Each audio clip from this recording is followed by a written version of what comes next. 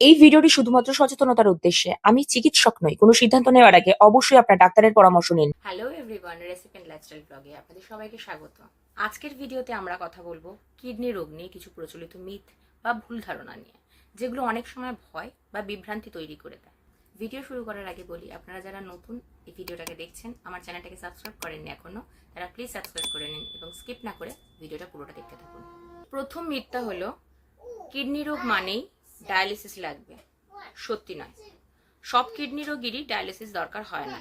অনেক ক্ষেত্রে ওষুধ, ডায়েট আর নিয়মিত পর্যবেক্ষণই কিডনি ফাংশনে স্থিতিশীল রাখা যায়। ডায়ালিসিস শুধুমাত্র তখনই লাগে যখন কিডনি সম্পূর্ণ কাজ করা বন্ধ করে দেয়।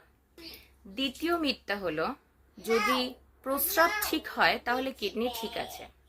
এটাও ভুল ধারণা। প্রস্রাব হচ্ছে মানে কিডনি ভালো আছে এমনটা নয়। অনেক সময় কিডনি 80% ক্ষতিগ্রস্ত হলেও কোনো লক্ষণ দেখা যায় না। আমার ক্ষেত্রেও তাই হয়েছিল। তাই রক্ত ও প্রস্রাবের নিয়মিত টেস্টই কিডনি হেলথ বোঝার সবচেয়ে নির্ভরযোগ্য উপায়।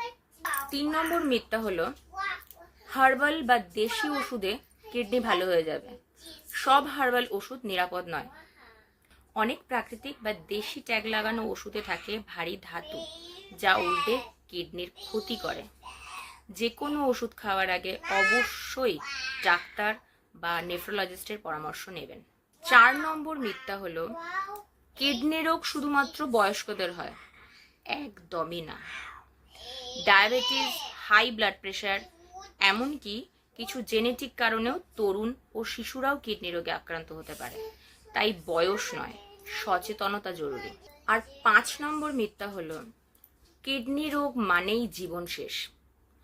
এটা সবচেয়ে ভুল ধারণা। সঠিক ডায়েট, নিয়মিত ফলো আপ, সময় মতন ওষুধ আর হেলদি লাইফস্টাইল, এগুলো মানলে কিডনি রোগ নিয়ন্ত্রণে রাখা সম্ভব। অনেকে বছর বছর সুস্থভাবে বাঁচছেন, কাজ করছেন, ভ্রমণও করছেন। আজকের ভিডিওটা এই পর্যন্তই। আপনার আশেপাশে কেউ যদি এইসব ভুল ধারণায় ভোগেন, তাহলে ভিডিওটা অবশ্যই শেয়ার করুন আর কমেন্টে জানাবেন আপনি কোন মিথটা সবচেয়ে বেশি শুনেছেন। আরও নতুন স্বাস্থ্য সচেতন ভিডিওর জন্য আমার চ্যানেলটা সাবস্ক্রাইব করতে প্লিজ ভুলবেন না। দেখা হচ্ছে নতুন আরেকটা ভিডিওয়ে। ততক্ষণ আপনারা সবাই সুস্থ থাকুন, ভালো থাকুন আর রেসিপি এন্ড লাইফস্টাইল ব্লগের সঙ্গে সর্বদা জুড়ে থাকুন।